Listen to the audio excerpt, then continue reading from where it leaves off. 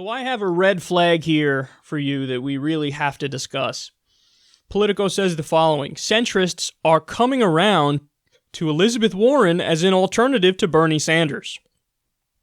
And the subtitle there is, "The Democratic Establishment Warms to Warren." So here's a portion of the article.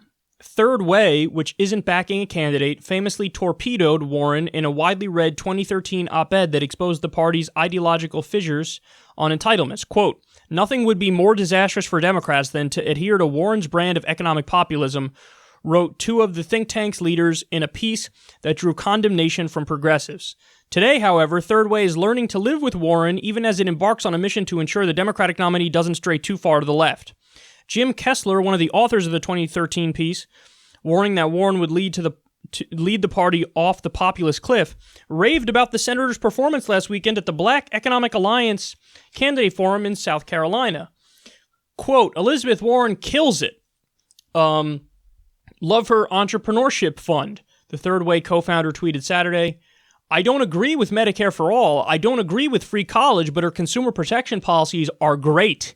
I think she has a good infrastructure plan," said self-described moderate Democrat Reagan Gray, a healthcare policy and political consultant attending the Third Way conference. "I absolutely know and believe people are taking a second look at her. She now seems to be getting herself away from the Bernie Sanders grouping. People are taking a second look at her and saying, maybe some of her policies are good. Maybe she isn't like Bernie."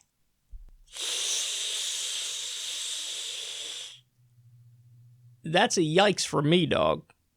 Whoa. So, listen, when you go through her record, she has one just unbelievably giant blind spot. And that blind spot is foreign policy. She's really just a standard Democrat on foreign policy. So in other words, she doesn't agree with Bernie. She doesn't agree with Tulsi Gabbard. She doesn't agree with Ro Khanna. She's a very just cookie cutter, down the line, standard Democrat on foreign policy. And that's not good. Now, apart from that, there are areas where she does well. She does well on Wall Street policy and she does well on tax policy. However, there's something that really, really, really has been getting under my skin, which is, there was a tweet the other day. It was like a tweet of like a bunch of policy proposals from Elizabeth Warren and a bunch of placards that were at her, like one of her events. And there, a lot of them were left ideas like wealth tax, living wage, stuff like that. But there was one that was notably missing. There were like 5 or 6 of these placards. I think that's what they're called, right? Placards. And none of them said Medicare for all. And then every time she's questioned on it, she always hedges and says like, well, look, the core of it, the Democrats all agree on the core of it. And the core of it is everybody needs to get covered. Now, how we get there, well, that I'm open to that discussion. And she'll bring up public option. She'll bring up Medicare extra. And she's always like, well, all the plans are like kind of the same type deal. And they're just not. And we know that they're just not. So Third Way, what they're saying, and they are the worst of the worst, by the way.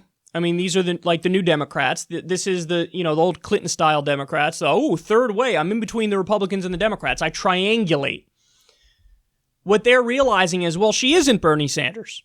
Whereas Bernie Sanders is not going to compromise on Medicare for all and free college and ending the wars. Elizabeth Warren is definitely going to compromise on ending the wars. She's definitely going to compromise on free college. And she's definitely going to compromise on Medicare for all. And she will have more centrist policies on that. Now, I think what they're basically saying is, hey, man, we'll bite the bullet on the fact that Wall Street's going to get walloped over the head and they're going to get regulated thoroughly and they're going to get taxed, and you're going to have the Consumer Financial Protection Bureau looking out for consumers, and you're going to have a wealth tax and you're going to have taxes raised on the rich. Like, hey, we can stomach that. We can bite the bullet on that. But the core is what I just told you one of them said. The person was like, I'm not for Medicare for all. I'm not for free college. And they're the ones saying, yeah, I'd be cool with Warren. That means they're pretty comfortable that she's not going to do Medicare for all and she's not going to do free college. Now, again, I want to be clear. This doesn't mean, because oftentimes people just do really sloppy thinking. And so that doesn't mean that, oh, she is also going to be really shitty on Wall Street policy and tax policy. I just totally disagree with that. I think her track record shows that there are some areas where she shines. And you have to give credit where credit is due, and she's right on that stuff. But you're damn right she's no Bernie Sanders. You're damn right she's no Bernie Sanders if she's going to fucking waffle and give away the farm on Medicare for all and free college and ending the wars.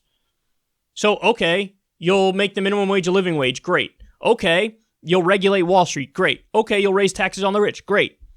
But you're no Bernie Sanders, and that's crystal clear. So it is what it is, man. I had to give you this information. When you have the worst Democratic establishment actors saying, yeah, we could bite the bullet, that's not a good sign. That's not a good sign. I do think that Elizabeth Warren is going to make a run, though, at this nomination. Because what this shows is there are genuine centrists who are like, yeah, I'd be fine with her. Sure, why not?